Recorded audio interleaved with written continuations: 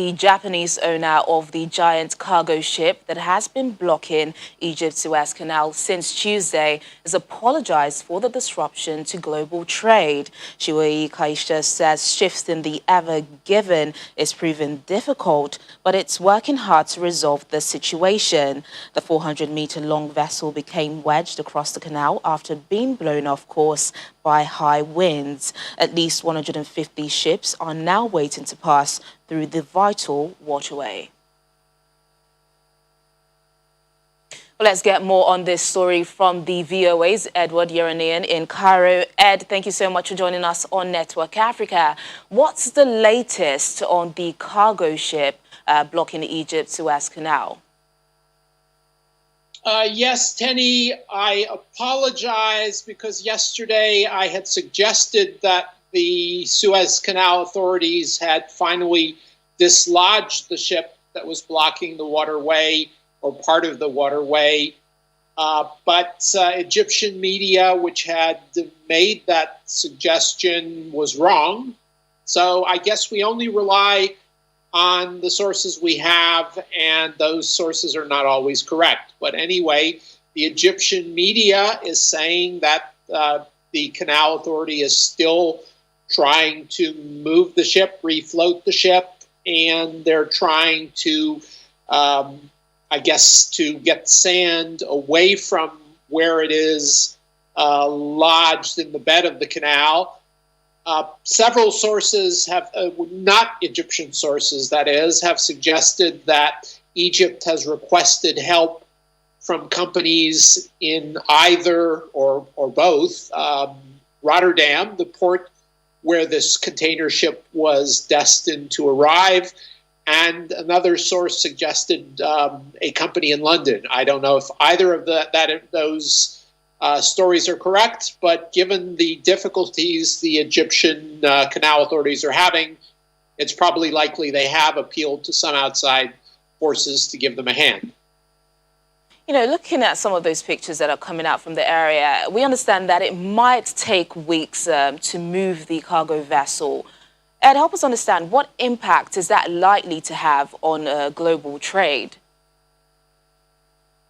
Well, it's you'd have to crunch the numbers. The economists are saying that 12% of world economic traffic goes through the canal. So that's and given the COVID-19 crisis, it's possible those numbers are either larger or smaller. If those ships that normally go through the canal have to go